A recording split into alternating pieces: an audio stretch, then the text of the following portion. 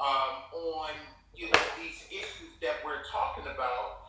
And God has blessed me to be within the Calvary Chapel movement. I was the first black senior pastor, Calvary Chapel on the East Coast. Yeah. So I was trailblazing in that particular sense, and I have a unique perspective being within Calvary Chapels for 30 plus years. Wow. So I can see things from both perspectives because I have experienced things and seen things over 30 some years being involved in the movement. Yeah. And just a tremendous blessing to be with you. Yeah, I know for me, I mean, I call you Uncle Tony, but for those of you who are watching, he's not actually my uncle. That is just a term of endearment. That is a term of respect. The first time I saw you was actually when I was in Bible college, and I was looking at one of the old Calvary Chapel magazines, and they did a story featuring your church and kind of what was going on there. And I remember turning the page, and I had to do a double take, like, oh my goodness, there's another one out there. Like they do exist, right? Because up until that point, I think the only lead or senior Calvary Chapel pastor that I had ever saw before was a guy named Billy Ingram on the Calvary Chapel Ventures of Faith, right? And that was like the first time I ever saw another black Calvary Chapel pastor, and then didn't see. Yeah, Billy Ingram, he was not. He was on the. There are many Calvary Chapel guys on the board with him. Yeah. He was the first one to actually speak. He did a devotional at the 1988 Calvary Chapel Pastors Conference. Okay. So he was the first one to actually speak in any kind of way Yeah. at a Calvary Chapel. So, but he wasn't a Calvary Chapel himself. Okay. And many Calvary Chapel guys were on his board. Gotcha. But he wasn't considered a Calvary Chapel. Gotcha. Okay, I didn't know that. I just remember seeing him on the Ventures of Faith video, which is why I assumed that. Yeah. But from then, when I was young, fast forward time in Bible college, that was the next black face I saw as a lead pastor. But so your ministry, your presence has always, because I've only known you from afar until I actually got to meet you face to face just a few years ago in Seattle. Oh yeah, in Seattle. Exactly. But even before then, I'm just really thankful for you and for your heart and for your ministry. It's been a huge blessing in my life. So. Oh, I'm honored. Thank you for your kind words. I really am honored. Yeah. So talk to me about a little bit about the diversity even in your church, because I think around this conversation, I hear a lot of people bring up the fact that, hey, the most segregated day of the week is the Sunday service. We all the Lecrae line, the Martin Luther King Jr. Quote. Yeah. But that's not necessarily the case with you. So talk to me a little bit about that. Yeah, when we first started the church in '94, our church was 98% white. Yeah. For a 6-year period, it was 70% white, 20% black, 5% Hispanic, and 5% Korean. And then when we moved from an area that was more middle, upper class white, we moved to the Newport News, the city of Newport News. Things began to change. We were right around maybe about 65% white at the time. And at that time, we had over 35 different countries in attendance at our church. Wow. And we translated in Spanish, Kiswahili, Korean, French, and we had a variety of things going on. And right around 2010, there was a drama in the church, and there was a mad exodus that took place, very trying time for our church. And then when different people started coming, it was more black people who started coming, and we unfortunately saw what we term white flight. Yeah. White flight is when it was termed of when black people will move into a certain neighborhood, white people will move out to the suburbs, and we call that white flight. Well, we saw white flight take place in our church. Yeah. Yeah. situation that took place. But we're still, pretty diverse now. But now our church is about 70% black now. But we still have about 30 different countries in attendance, and many of them are from Africa or Dominican Republic, and or you may look at them with the naked eye, but they may speak Spanish, they may speak Kiswahili Yeah. or whatever. So Yeah. that's kind of the unique makeup of our church at this time. Yeah. That's awesome. It's beautiful. I love that it reflects just the great diversity within the body of Christ. And I wanted to bring that out because I think for people that hear about the difficulties in seeing diversity within your church, hey, it can't happen when you have that openness and especially that heart to see it happen and intentionality in making it happen.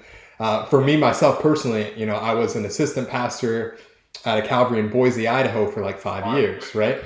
And Bob Caldwell, my senior pastor at the time, he was, man, hats off to him, and I'm so thankful for him because he was very intentional about that. We're talking about Boise, Idaho, which is probably like 99.9% white. But our pastoral staff was very diverse, and he had that in his heart. He had that in his mind, from white, black, Mexican, and so I just so thankful for that legacy. I didn't know that. Yeah. I didn't know.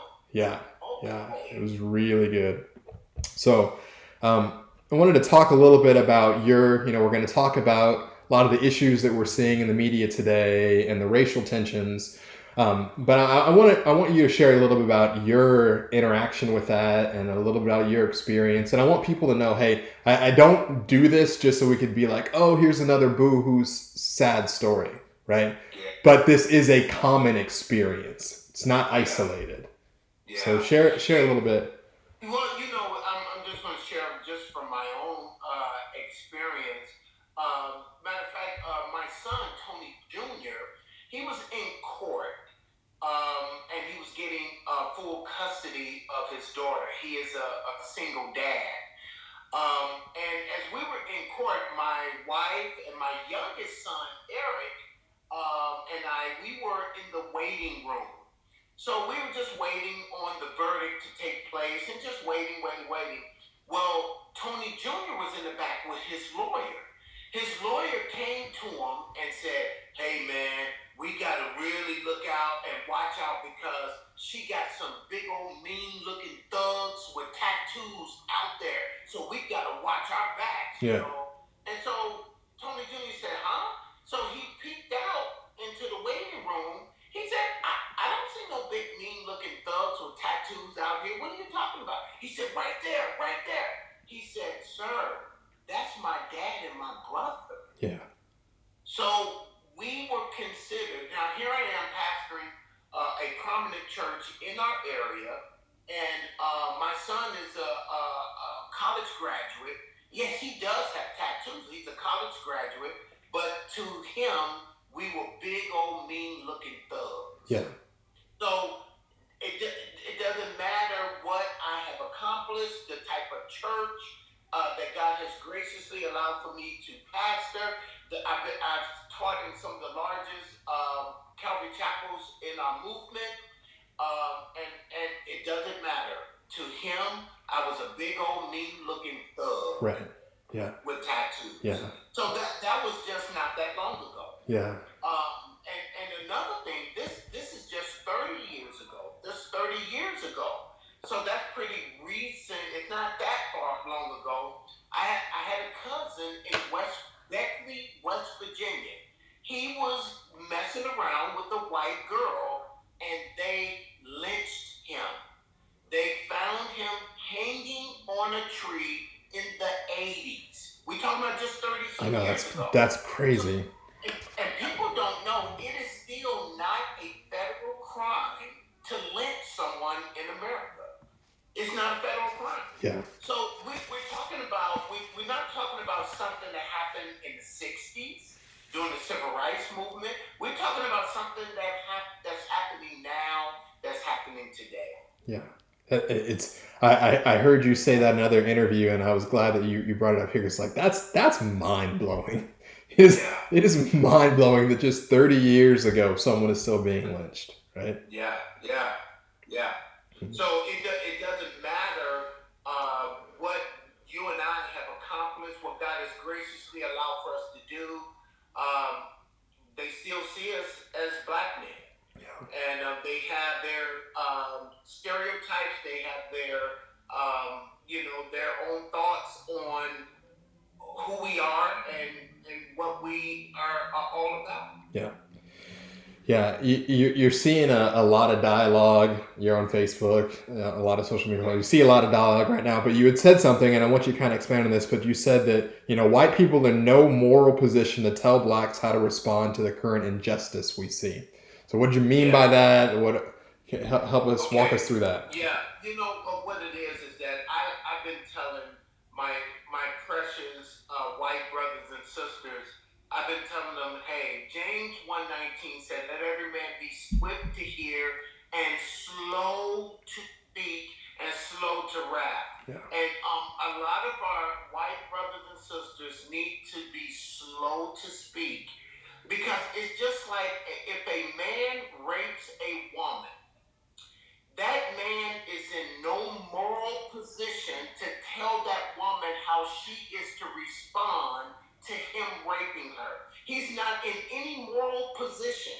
Therefore, white people are not in any moral position to tell blacks how they are and they should respond to injustice that's been going on basically for 400 years. Yeah. So they're in no more position to say you should do this or should do that. It's no different than the person who raped a woman telling the woman how she should respond to him. He's not in any moral position to be able to tell blacks how they're to respond. Because I was talking to a very prominent white pastor just a couple of days ago. He said when a police officer is behind him in a car, he said that for him, he feels that that police officer is on his side. Black people are not like that. When we see lights in our rearview mirror, immediately there's an easiness, there's a nervousness. Many of us are sticking our arms out the window saying, don't shoot. Hey, do I have permission to reach down to get my wallet and my registration? And that is a very uneasy type of position, whereas white people, they don't feel that way. Yeah. So it's a difference there that what we have experienced, and because of our experience, our interaction with police officers have not been good. Hey, Mommy, you know what? Let me tell you something. There's something that a lot of people don't know. Yeah. That the history of police officers came from doing slavery time when they used to police the area for runaway slaves. Yeah. So there's never been a good relationship with blacks and police officers. Yeah. And so somebody said this on Facebook. They said, well, what about when black police officers are being killed too? Nothing is said about that. I said, well, let me just tell you this. I said, black people, a lot of them, not all, a lot of black people look at police officers, the black police officers, at the same way the Jews looked at Matthew as a tax collector. Right. Matthew was a Jew, but he was a tax collector that worked for Rome, and they hated Matthew. And therefore, there are a lot of blacks that look at black police officers at the same way the Jews looked at Matthew as, I can't believe you're working for them. Right. That you're a part of them, and they look at them as a turncoat. They look at them as a Benedict Arnold. They look at them as someone who is not down with the cause. Right. Yeah. So, and that's a lot of people don't see that. Yeah, yeah. There's a deep history there, and that tension still exists. And I'm glad you brought that up. One thing I don't want people to feel or think that we're saying though is that like we have this deep hatred for police officers, right? No, but see, here's the thing. My son told me this. He said pro-black doesn't mean anti-white. It doesn't mean that at all. We got white people at our church, so we're not saying that at all. Yeah. So we just giving a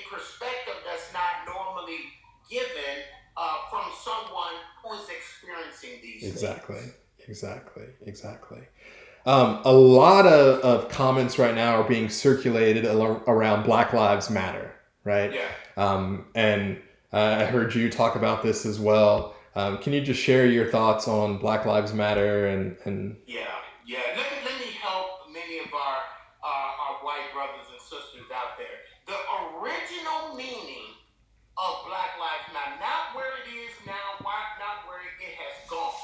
The original meaning was every time a black person has an interaction with a police officer, they end up shot in the back, killed two different times in a short period of time. Two different black guys are saying, "I can't breathe, I can't breathe." So there are black people that's been shot and killed when they have interaction with police officers, but there are white people who have interactions and they're taken off kindly, taken off nicely. For example, the little white kid that shot up the church in South Carolina, right? killed 9 black people who were at prayer. They handcuffed him and took him to McDonald's to get a Happy Meal. Are we serious? This guy just killed 9 people and they took him to get a Happy Meal? So the point was, hey, don't our lives matter too? Exactly. And so there's another video of a white guy waving a machete at police officers. They quietly subdued him and took him off to jail. If a black guy had a machete swinging at a police officer, he'd have been That's dead. it. That's it. So that's what they're saying. Don't our lives matter too? Yeah. That's the original meaning of Black Lives Matter. Where it's gone today, hey, they're saying, why is it that we get shot and killed, but somebody at Columbine or somebody in South Carolina shoot up 9 people and they get quietly escorted off, but we end up dead? Yeah. Too many of us are ended up dead at the hands of police officers, so they started crying out, don't our lives matter too? Yeah. And so let me also help our white brothers and sisters. Please, I beg you, stop saying all lives matter, because that is negating everything we're talking about. Yes, we know Jesus died for the world. He died for everybody. We know that. This is not the time. If all lives matter, then you should be out there protesting with the black ones. If all lives matter, right, then don't the black ones matter too? Yeah. If that is the case, if you're going to say all lives matter, then show your solidarity by being out there locking arms with black brothers and sisters, because you're espousing all lives matter. Yeah. If they do, then the black ones got to matter too. Yeah, for sure. And I think we can even draw a distinction between an organization and a statement, right? Oh, that's good. And I got to take that. Can I take that? That's all yours. That's all yours. That's all yours. I honestly, I've not looked at much of the. I've seen a lot of people bring up this argument and talk much about the organization. It's like when I say Black Lives Matter, I am not linking my caboose to an organization. I'm just simply stating what you just said. Hey, I'm making a statement that says, hey, what's going on right now is not right. Like, we as a world need to recognize that this isn't good and that Black Lives matter, right? So. Yeah, not the organization, but the statement. Exactly. I'm glad you made that distinction. I like that, and I'm gonna have to use that. It's all yours, brother. Let me also help my white brothers and sisters as well. Please stop changing the narrative. But when we are talking about something, and then you bring up abortion, then stop doing that. Stop doing that. That is not right, and that is changing the narrative. The narrative is we're talking about police brutality on black people. It is not about abortion. We know that that is wrong. We know that it's not right. This is not the time to talk about abortion, black on black crime, or none of these things, because you're showing that you're insensitive and that you don't care. Here, I have to tell several people, here is the world mourning the loss of a black man killed in broad daylight for the world to see, and the church is talking about abortion. Yeah. The church. church or the Big C church doesn't get this right, there will be a mad exodus of black people from the church, and they will go to the black Muslims, they will go to the black Hebrew Israelites, and all these other heretical groups because they will say, come, come, come. We told you that Christianity was the white man's Yep. religion. White people don't care about you. So when what my white brothers and sisters began to change the narrative and talk about abortion and talk about black on black crime, you're showing that you don't care. How the entire world is mourning. Yeah. But the church is changing the narrative to abortion. Are we serious? Yeah. And I think that is very insensitive, and that shows that they don't care, and it's negating everything we have been going through. Yeah. Yeah. There's so much good stuff there. I like how you highlighted that, hey, you could see a large exodus of black people from the church as a result of that. And I wanted to be able to talk with you about that because I see my nephews and nieces and younger generation too that especially are, I mean, they're trying to process this and they're upset, and then narrative gets switched and it's like, well, see, here we go again, you know? Yeah. And I think that is really, really hurtful. I don't know if you've seen, and we don't even need to get into it necessarily, but have you watched the Candace Owens video? Yeah, I've seen some stuff from her. She's a young sister with some ideas and thoughts, and she's very articulate in how she present things. But I'm not gonna dog her sister. Yeah. But she's very articulate in the things that she says, and for me, I haven't watched enough of her to make an intelligent discussion about her. Yeah, and same. Like in no way do I want to tear down anyone. I'm not gonna prop up my standpoint by standing on someone else, right? Very well said. I don't think that is helpful at all. I brought it up because you talked about changing of the narrative, and one of the things in a video that it's getting a lot of traction. I just to help people out, I think that in her comments that is changing of the narrative, right? I don't know any black person, at least in my circle, who was looking at the life of George Floyd as this exemplary, awesome, you're a saint sort of person, right? But that's not why people are protesting. That's not why they're upset. Like, it has nothing to do with that. It has to do with the fact that at the time of his death, this man was not deserving of murder. He was not deserving of a police officer to have his knee on his neck for 9 minutes. Yeah, right? you know what? The narrative constantly gets changed whenever any black person gets shot.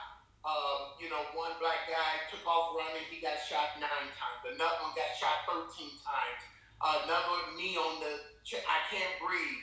And why is it every time a police officer kills a black person, then they begin to talk about the past discretions of the person who got killed? Yeah. Why do we do that? Yeah. You know what it says? As if to say, you deserve to die because you were a criminal, or you just got out of jail, or you just robbed somebody last week. So they're actually saying you deserve to die. Yeah. Because they're constantly bringing up the past indiscretions of the person who got killed, and that is changing the narrative. Exactly. No matter what he's done, he didn't deserve to die like that. Yeah. It's that's what people need to see. And I think the church, the Bible says we need to weep with those who weep. Amen. And I don't see that from my white brothers and sisters. I don't see that from them as a whole. They're constantly changing the narrative to abortion, black on black crime, and any other thing that they want to change it to. And instead of saying, hey, you know what, I'm so sorry you're going through what you're going through. How can I pray for you? How can I, like for instance, there's a very prominent Calvary Chapel pastor who called me up. He said, look, I'm white. He said, just help us to understand what you're going through and what you've been experiencing. And I just shared with him because he came humble, he came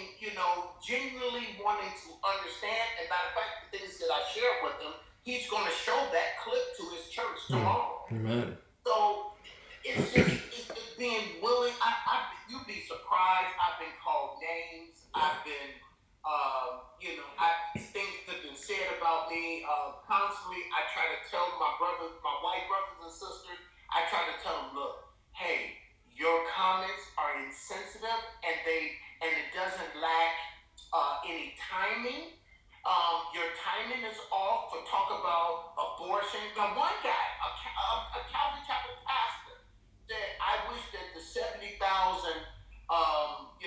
black babies who were aborted, I wish that they can march and protest too." I said, bro, your timing is off and it's insensitive. And you know what he told me? Well, I'm sorry you feel that way. There it is.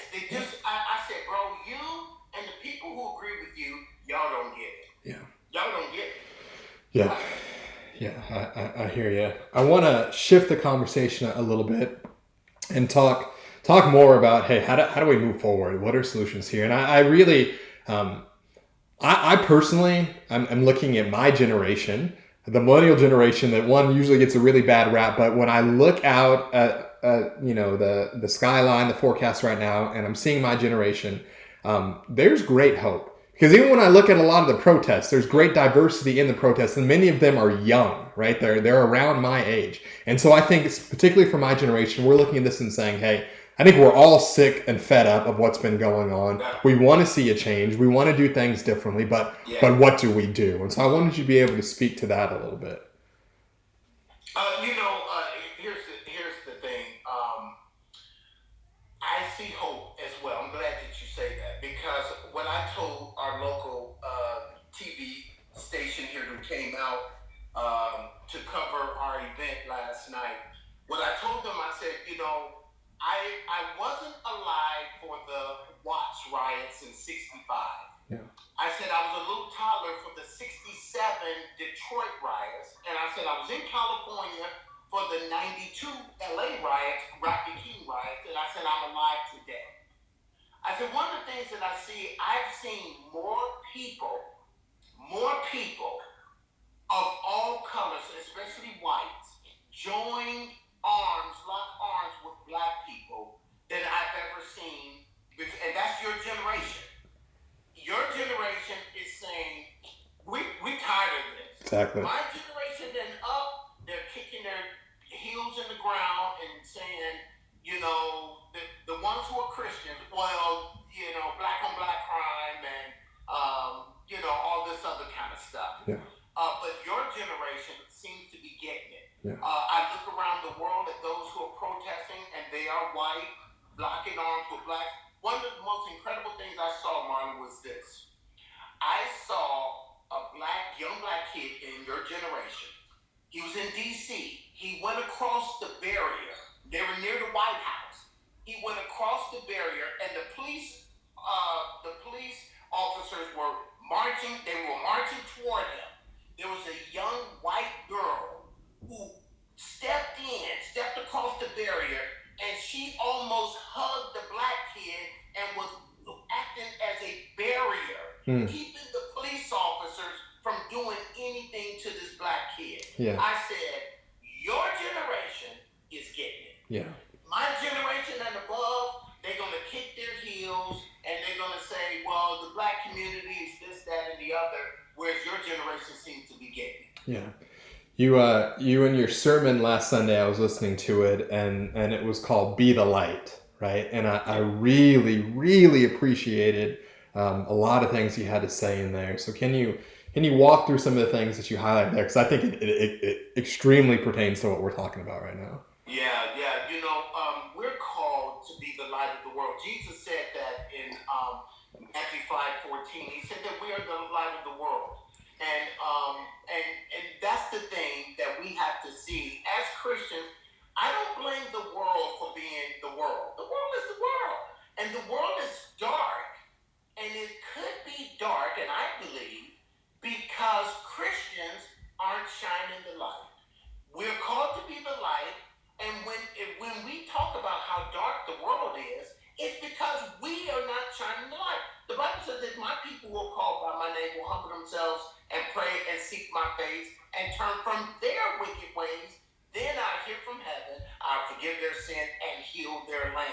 healing of the land is coming from God's house, Amen. not the White House. Yeah. And we have to understand it's coming from us. So when we, for whatever reason, sin or some reason we are covering or hiding our light, then the world is going to get darker and darker. So I blame us because the verse above it said you are the salt of the earth. Salt was used as a preservative, keeping the meat from rotting out. So he said, but if the salt loses its saltiness, it's good for nothing.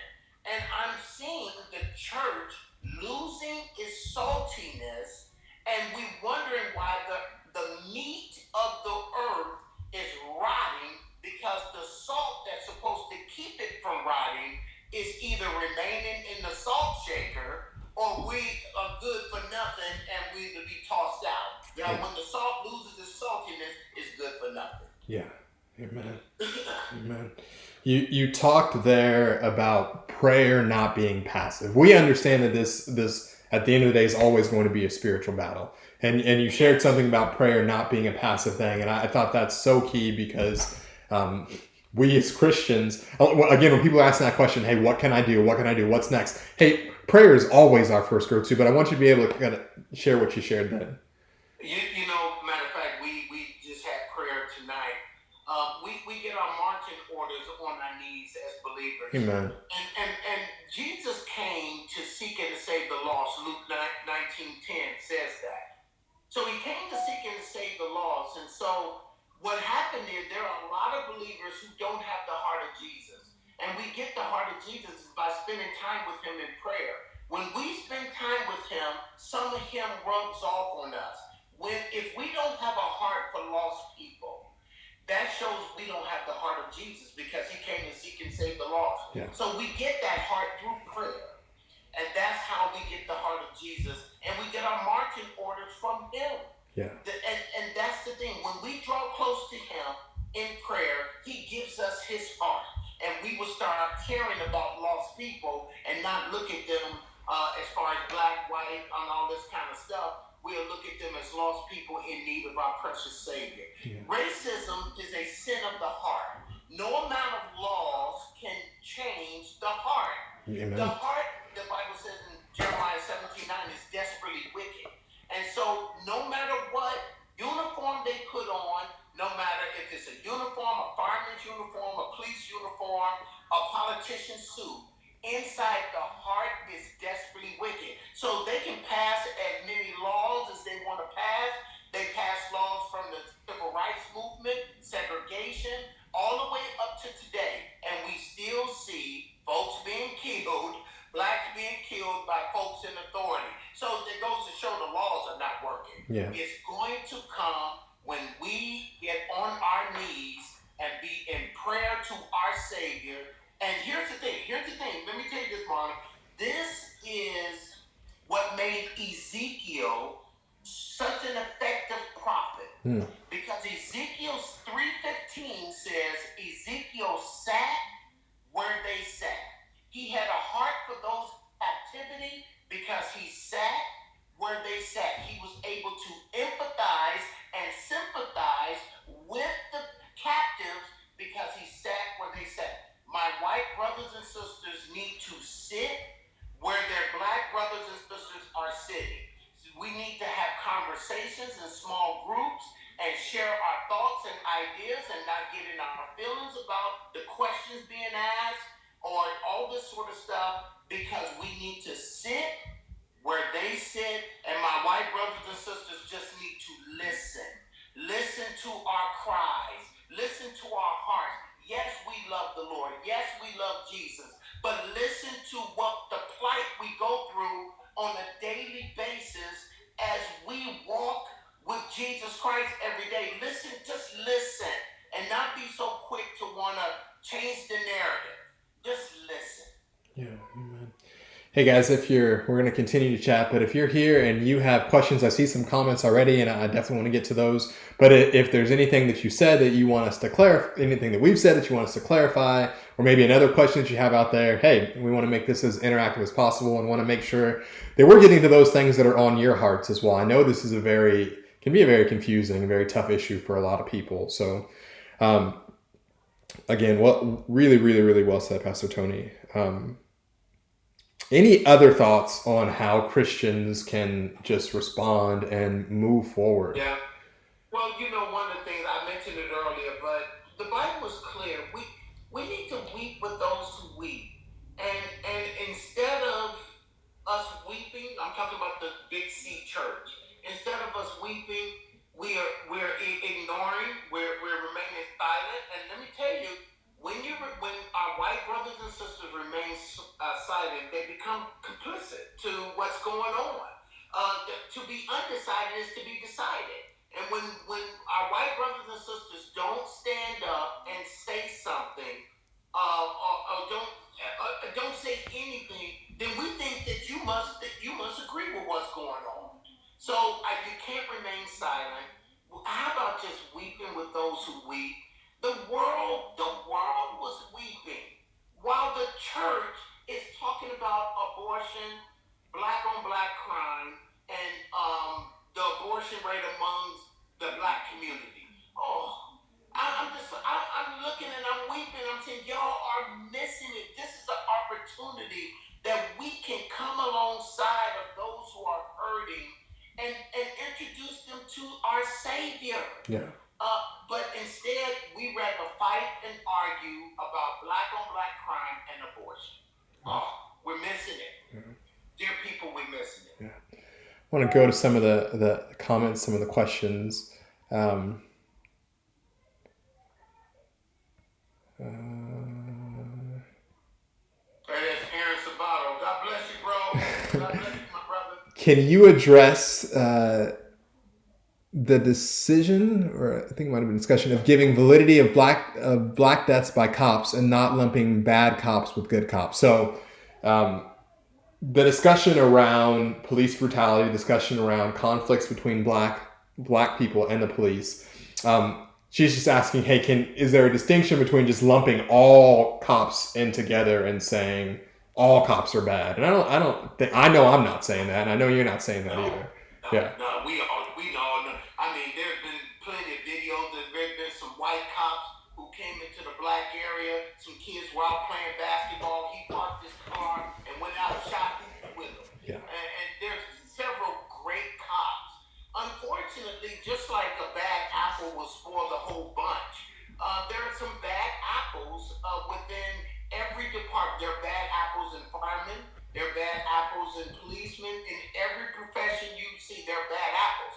And unfortunately, the bad apples give the rest of them a bad name. They're just like some bad pastors have given all pastors a bad name. Are we saying all pastors are bad because there's some bad apples? No, we're not saying that. yeah, However, what's getting highlighted are the ones that are constantly doing a similar thing, such as the similar thing is the white ones that are shooting, killing, and maiming the black ones. So that is a narrative that's constantly being seen, constantly. So are we going to lump all the police officers? No, all police officers are not shooting and killing black people. There are some white police officers in suburbs that don't even interact with black people. So we're not going to broad brush this thing. But here's the thing.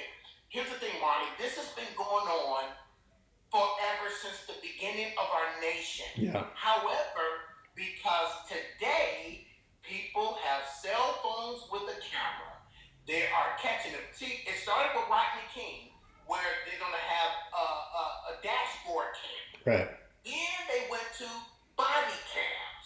Now everybody has a cell phone because we know that video can be doctored up, it can be strangely erased. So now everybody with a cell phone. So you didn't hear about my cousin being lynched in the 80s because nobody had cell phones and cameras back then. yeah, exactly. Because now, just like the Bible says, your sin will find you out. Everybody has a camera, and all they got to do is hit record, and now everybody's sin is out. And so now these things that policemen have been doing for decades are now being recorded for the world to see. Yeah, and I think I want to be careful too in just limiting. I think the issues with police are a valid issue, but Hey, there are a lot of issues out there, right? There are issues in the education system. There are issues in employment. Like we've talked about sort of the systemic issues the past 2 days, but it's not just saying, "Hey, we're protesting just the police. This is black people versus the police." Like that's also not the narrative, right? Like there's a broken system out there that needs to be fixed. But just like you said, hey, we recognize all we're saying is, hey, there's a broken system, but the answer is Jesus. Yeah, and I'm glad you put that out because that's the thing. The thing is broke. Let me just address those who are out there. We don't condone the looting and the burning up and killing folks. We don't condone that mass. That's mass. However, here's the thing. My son Eric put it this way. He said, "Dad, it's like when you get upset and you punch a hole in the wall, or you take a lamp and you throw it down." He said, "You're gonna have to pay for that to replace that lamp, and you're gonna have to pay to get that wall fixed." He said, "This is because these people, a lot of them don't have Jesus. They're so filled with rage that they go out and just burn the place down. That physical burning is symbolic of the systemic system that needs to be burned to the ground, and they're saying we're going to burn it all until this system is burned down. Do we condone that? Of course not. That's sinful man at his best. But here's the thing we're seeing. We're seeing life without God. They didn't want God in our schools. They didn't want God in public. They didn't want God in the courts. Keep the Ten Commandments down. They didn't want God in our public. Remove the nativity scenes, everything. So this is life without God. You don't want God? They are saying what the people said in the New Testament. We will not have this man reign over us. Yeah. And they were referring to Jesus, and they're saying we do not want Christianity and Jesus to reign over our nation any longer. And therefore, we have sown to the wind, and now we're reaping the whirlwind. Yeah. Okay. Aaron's got a question. Aaron, good question. He says, how do you respond to Christians who accuse you of just falling for a liberal agenda, for simply trying to acknowledge the brokenness in the system? Right? And I hate that this is what we talk about when narratives get hijacked. When it becomes a left versus right, a liberal versus conservative. Right? That's not it. And I've been really careful in not like pointing those things out, right? And making sure that we're not pushing it anywhere and saying, hey, I'm really, really supporting the left here. I'm really, really supporting the right here, right? We're not doing that. I like to tell people I'm a realist, and I'm just identifying what's real out there. Right. It's not a matter of a liberal system or whatever. I don't espouse anything that has to do with anything liberal. I'm about the word. I'm about the word of God and how word of God can change this world and fix what is broken. Yeah. So this whole thing about the systemic racism is a liberal thing. No, it's a real thing. Right. The real thing that a lot of white people don't see because they don't have to live it. They don't have to live it. They're oblivious to it. It can be overt racism going on right in front of them, and they'll be oblivious to it because it's not their platonic cave. It's not their worldview that they live in. Yeah. So we see it all of the time, and it's just we get profiled. Let me just say you this: there was a brother, a black guy in D.C. who's been pulled over, profiled, and pulled over by police 9 times, and guess what? He's a congressman. And he said he comes, he gets pulled over, and he said, look, I am a congressman. The white police officer said, I don't care who you are, give me your license and registration. Yeah. See, that's the world we live in. So it doesn't matter if you're a congressman, if you're a prominent pastor, it doesn't matter. Give me your registration and your license. And the man said he's constantly getting pulled over for no reason at all. Yeah. Yeah. So we're not espousing any kind of liberal systemic racism. Hey, whoever wants to embrace that liberal or conservative, we know it's an actuality for us. We live it. A systemic racism constantly. We live it. Yeah. Sean says, I see this serious issue often exploited by politicians for their own agenda. Just 1 week before it broke out, Biden, you ain't black. How do we address the exploitation of this issue? And Sean, I couldn't agree more. But I'm saying I would say that happened on both sides, right? So I think you have the left that is pushing it and trying to down the white and say, oh, this is the Republican problem. They've caused all the systemic racism. But and that's why I brought up Candace Owens. And I'm just saying this. These are my thoughts.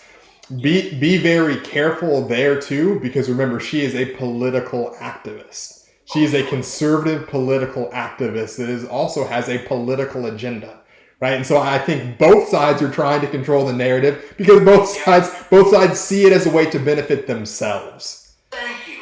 And that's just selfish, right? These are real issues that has nothing to do with swaying people to your political side. So, but see, the politics is the dog eat dog world, and they'll use anything if they can gain votes. yeah, They can use anything to gain votes. This whole thing about the systemic racism, it goes all the way back to when we were considered 3/5 of a human being. See, so this thing has been against us for the longest, and that's why we were treated the way we were treated, because we were not even considered a full human being. We were somewhere between a human being and a barnyard animal. 3/5. How did they come up with that fraction? It's crazy. So that's the stuff that's the world we had to live in. My great grandfather, my grandfather, my dad. That's the world that they had to live in when we were considered. So of course they kept changing laws and all that sort of stuff. And here we are in 2020, we still talking about it. yeah. So the laws are not working. Jesus is the answer. Yeah. He's the only one that can change the heart. Yep, that's how you stop the exploitation of these issues for sure. Thank you, Pastor Tony. Okay. See what else is in here. So someone asked, what's the difference when we use the term systemic racism and just plain racism? And so just to clarify, when we say systemic racism, we're saying there's a broken system. When we say racism, it's when Uncle Tony gets pulled over by that cop specifically and says, hey, yes, we have an issue, right? So it's a difference between the individual and the system itself. Yeah, exactly, and I think you put it very eloquently just now. One is the system that's broken, and another. See, and some my white brothers and sisters, I've heard this too. Oh, there's no racism. We just had a black president, so how could that be racism? Are people's head in the sand really? Is it that far in the sand? So, but that's the kind of stuff that I'm constantly hearing because we had a black president.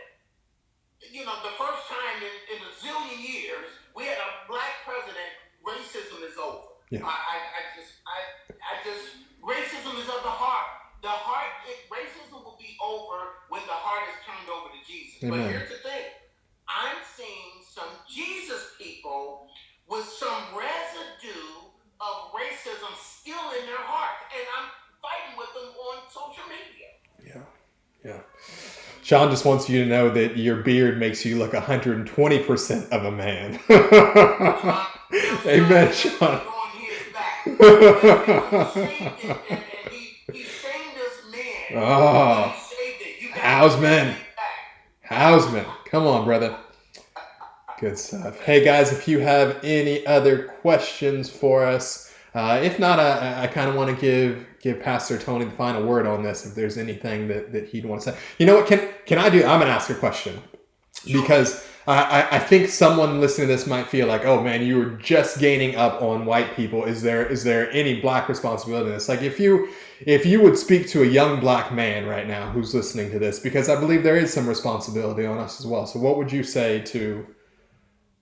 Yeah, the young black people. There is black responsibility. There is, and because the heart is desperately wicked, whether you white or black or Asian or no matter who you are, the heart is wicked. And I would just, for one, I will always number one check on the individuals, the young black guy, whether he has a relationship with Jesus Christ. Yeah. Because that will enable him to exercise the proper self-control and the respect when he is racially profiled or if he is racially done wrong, he'll be able to respond the way Jesus was. Jesus was spit upon, he was beaten, he was done all this stuff. So I will, number one, check about his spiritual walk with the Lord. And I will seek to lead him there because he definitely has to respond like Jesus. Because if he responds like the flesh, he may end up killed, he may end up beat up, he may end up in a very unfortunate situation. And so my first thing would try to see if he has Jesus in him so he can respond the way the Lord will want us to respond. Amen. Amen. Amen.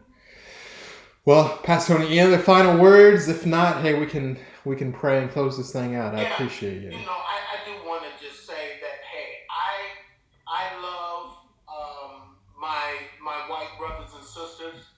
I've had nothing but many very well-known mega church white pastors who've treated me very well. Yeah. I'm very honored by the things that they have allowed for me to do. So this is not about some black power, some kind of craziness, the organization Black Lives Matter. No, it's not about any of that. Yeah. This is about Jesus. Our world is broken.